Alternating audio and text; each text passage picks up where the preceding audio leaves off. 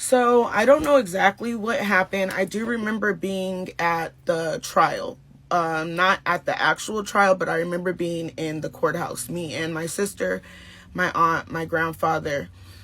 And I remember sitting outside and my father's lawyer coming up to me. I still remember she was a short white lady with blonde hair. She had on black glasses and was in full green. A green like checkered jacket and a green skirt and black shoes. And I remember she came up to us and she was trying to like talk nice to us, ask us how we were doing. And then she left. So after that, I don't really remember visiting the courthouse again. I remember us going home and then people talking about the fact that my father was going to be in prison. Nobody ever sat us down, explained to us why. Nobody ever explained whatever really happened. We just knew what we saw and that apparently my father had done it.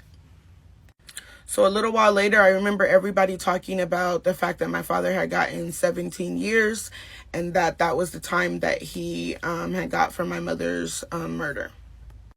So if you guys have watched my previous videos, then you know that when I was living with my father's older daughter, I did have a relationship with my father. I wouldn't say like a relationship, but we wrote letters back and forth.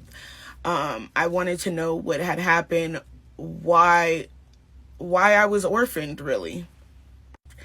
In the letters, he would always give me excuses. I'll tell you when you get older. I can't tell you in a letter. I have to see you face to face. I really think he was just trying to string me along to get me to keep writing them. And I did, because at this time, I had been told two different stories. My older sister, who was with me when my mother was murdered, she was living in a whole other city. So I was by myself with my father's daughter and her children and her boyfriend. And at the time, I was hearing not just a different story from my sister. Her boyfriend was telling me a different story. Her mother-in-law was telling me a different story. So I at this time, I had heard two different stories about when my mother was murdered. And I just wanted my father to tell me the truth. Just tell me what happened so I can have some type of answer for why my life has turned out like this now.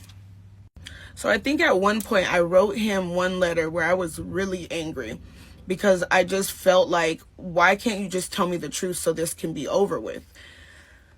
It must have made him angry because he couldn't even respond. He had his cellmate respond.